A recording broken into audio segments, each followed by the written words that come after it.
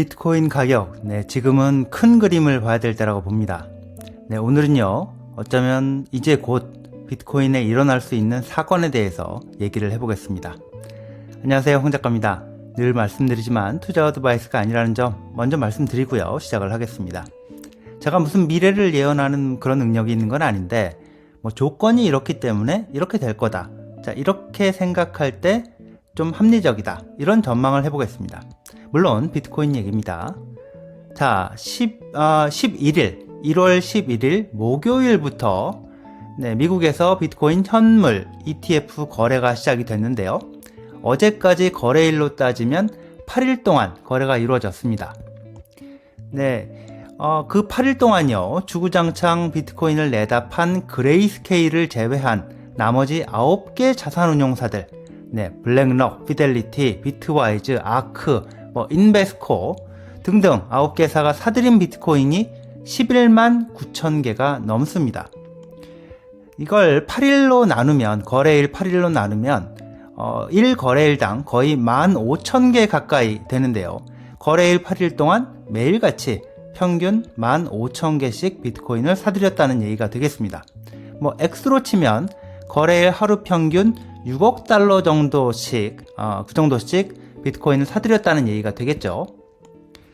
블랙록을 포함한 9개사가 15,000개씩 사들이는 동안에, 그레이스케일은요, 거래일 하루 평균 12,000개 정도씩 팔아치웠습니다.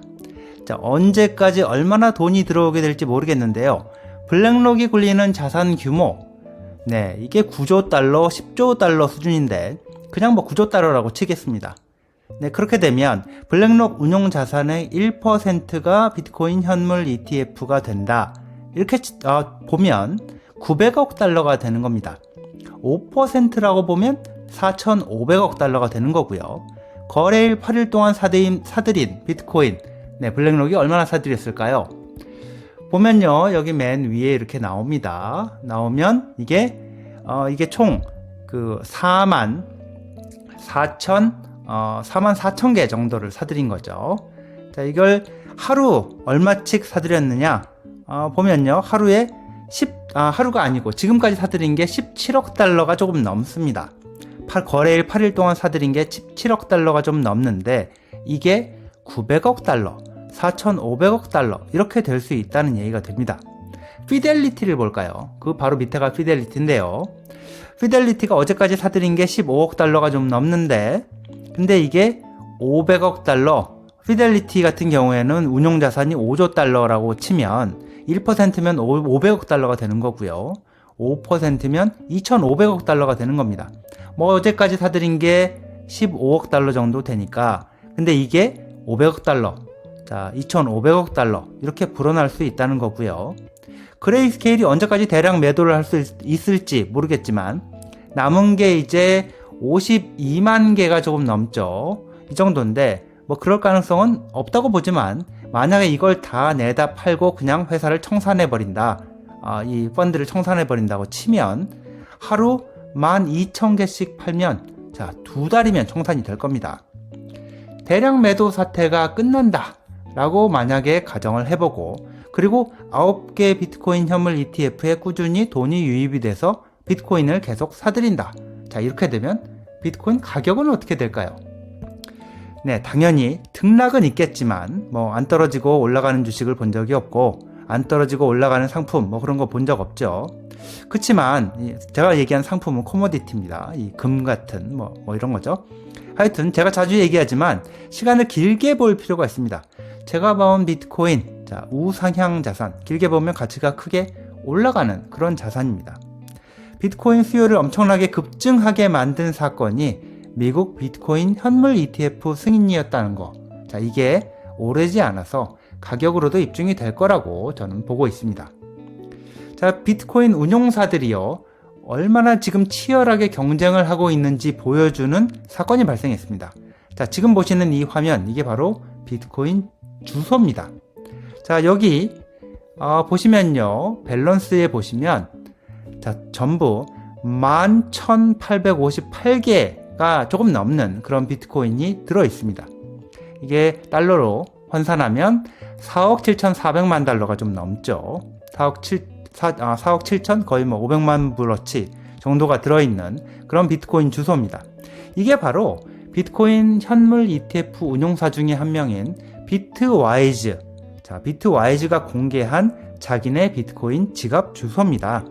우리가 지금 고객 비트코인을 우리가 사가지고 얼마나 보유하고 있는지 자, 지갑 통째로 공개한다. 확인들 해봐라. 자, 이 정도 공개해야 투명한 거 아니냐? 우리는 투명하게 운영한다. 지금 이런 거를 광고를 하고 있는 겁니다.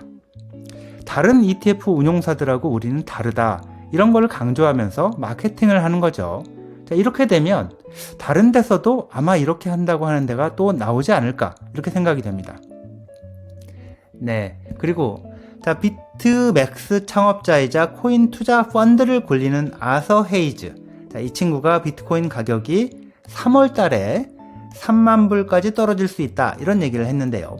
제가 이전 영상에서 언급했던 내용 그거하고 아주 크게 달라진 건 없는데 이번에는 3만 불에서 3만 5천 불 사이까지 떨어졌다가 반등을 하게 될 거다 뭐 이런 얘기를 하는 건데요. 크게 두 가지입니다. 이유는 하나는 국제 정세가 불안해서 해상 운송 요금 지금 급등하면서 올해 하반기에 인플레이션 가능성이 있기 때문에 연준도 그걸 알고 있고 자, 생각보다 금리 인하를 늦출 수 있다 이런 요인이 있다는 거고요. 지금 비트코인 가격이 떨어진 게 그런 거를 반영하는 측면이 있다 이런 얘기를 합니다.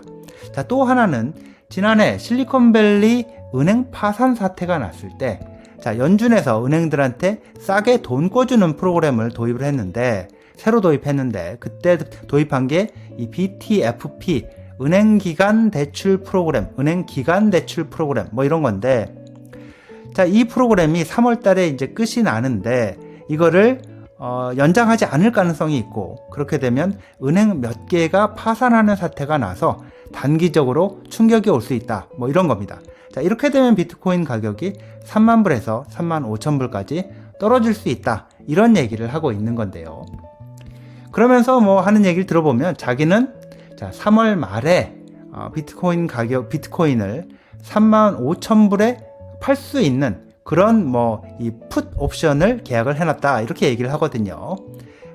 그때 가서 3만 5천 불보다 더 떨어질 가능성이 있다고 보고 그렇게 전망을 하고 있기 때문에 그때 가서 3만 5천 불에 비트코인을 팔 수 있는 옵션을 계약을 해놨다. 그렇게 하면 이득이 날 걸로 자기는 보고 있다. 뭐 이런 얘기를 하는 겁니다. 근데 하여튼 이 친구 아서 헤이즈 자, 이 친구가 이런 식으로 전망을 할 수도 있겠죠. 근데 정부, 연준이 은행 파산 사태가 짧게라도 일어나게 하지 않을 가능성, 그걸 미리 예방할 가능성, 이것도 물론 여전히 존재합니다.